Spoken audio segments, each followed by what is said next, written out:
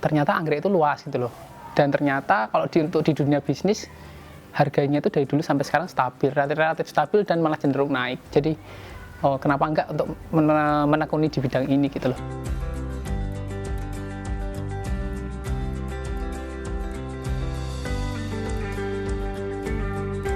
Koriksi Setiaji Nugraha, dulu S1 alumninya dari Prodi Pemulihan Tanaman angkatan 2014, sekarang alhamdulillah lanjut di S2 Pemulihan Tanaman juga. Terus ya alhamdulillah sekarang merintis usaha sih di bidang nursery anggrek, namanya Agri Orchid.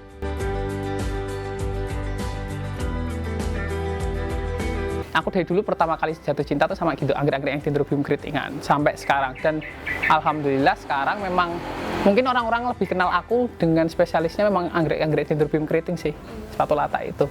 Dulu awalnya mainnya ke spesies sih, jadi anggrek itu kan ada anggrek spesies sama anggrek hibrida. Dulu awal-awal main di anggrek itu koleksinya yang koleksi spesies, terus makin lama makin kesini lebih kan aku juga alumni pemuliaan gitu loh, jadi dulu waktu S1 itu juga ngambilnya pemuliaan, ya kenapa enggak aku coba menghasilkan hibrida baru, silangan baru kayak gitu sih. Kalau hibrida sama spesies itu sebenarnya ya kalau perawatan nggak terlalu berbeda, cuman memang tiap jenis anggrek, tiap spesiesnya itu mungkin, dan tiap hibridanya itu mungkin bisa karakternya lain-lain. Ada yang kebanyakan kalau untuk yang tak pelihara di sini itu Dendrobium section spatulata itu kebanyakan dia suka kering, suka angin kenceng, dan suka panas, tahan panas kayak gitu. Kalau nyilangin gagal itu pasti semua pemulia dulu mungkin pernah mengalami kegagalan dalam persilangan. Terus mengalami kegagalan ketika waktu pembotolan, waktu kultur jaringan itu juga pasti. Mengalami kegagalan waktu aklimatisasi, ketika buka dari botol dan mulai membibitkan itu pasti ada. Sampai besar pun mungkin pasti ada kayak gitu sih.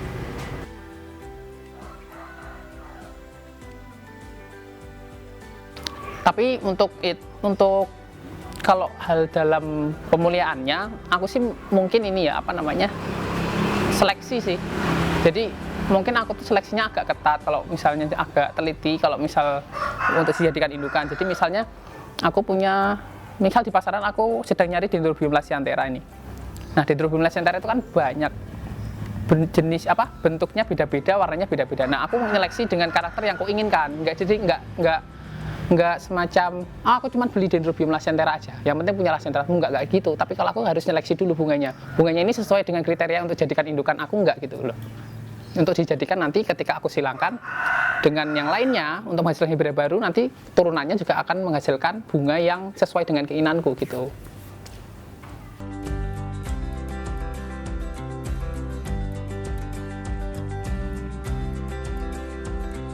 Kalau di anggrek itu harus di lab sih, tetap harus di kultur in vitro kan.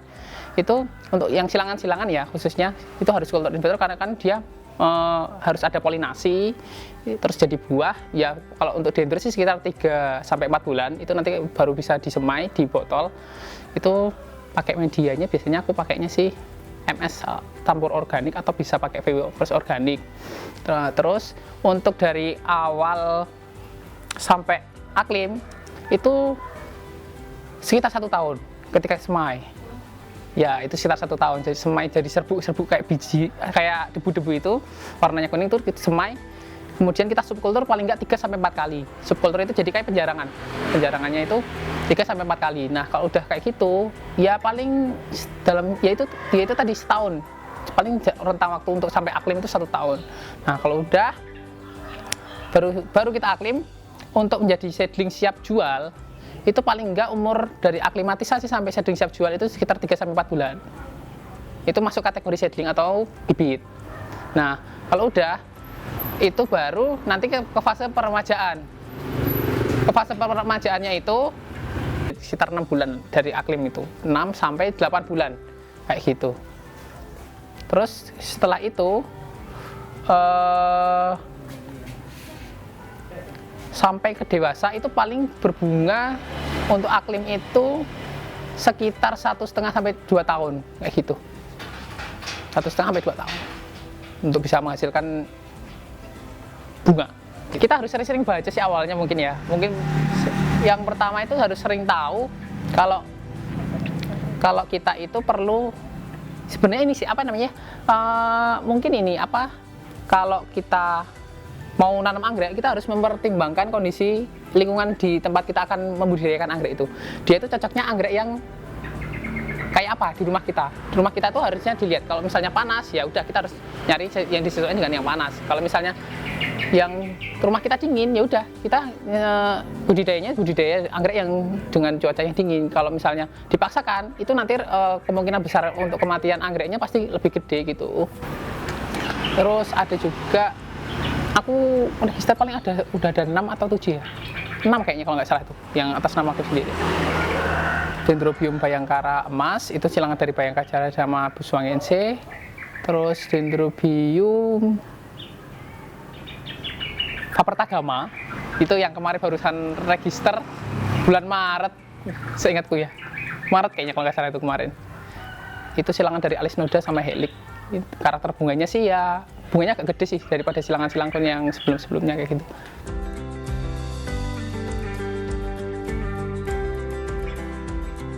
Itu punya karakter yang unik sih bunganya kalau menurutku. Jadi dia tangkai bunganya rame, warnanya coklat kehitaman, agak gelap gitu warnanya. Tapi ada juga sih yang warnanya agak kekuning-kuningan, cuman yang memang yang udah pernah berbunga itu ada yang hitam, coklat kehitaman, ada yang agak kuning keemasan. Karakternya bagus sih kalau untuk dijadikan indukan lagi kayak gitu. Jadi ciri khasnya itu di bagian petal atau tanduknya itu di ujungnya itu dia agak membesar, agak membulat dikit dengan melintir tapi di di ujungnya itu agak membulat.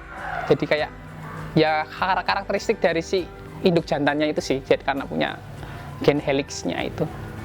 Jadi Dendrobium Fapertagama itu kan diambil dari nama Fakultas Pertanian Universitas Gadjah Mada. Dendrobium Fapertagama itu dia itu diregister di sertifikat maupun di webnya secara resmi di RHS Royal Horticulture Society. Official registernya itu by Faculty of Agriculture UGM. Jadi itu benar-benar namanya itu yang register Fakultas Pertanian Universitas Gadjah Mada. Nah, kapan itu register dulu? Itu sekitar bulan Maret sih, Maret tanggal belasan gitu, seingatku tuh. Jadi aku membantu meregisterkan, itu atas nama Fakultas Pertanian Universitas Gadjah Mada. Ya itu bisa dibilang hasil kolaborasi sih ya, bisa dibilang kayak gitu antara aku dan Fakultas Pertanian, karena aku sendiri kan masih bagian dari Fakultas Pertanian gitu loh. Jadi kenapa nggak sih menghasilkan suatu nama gitu loh.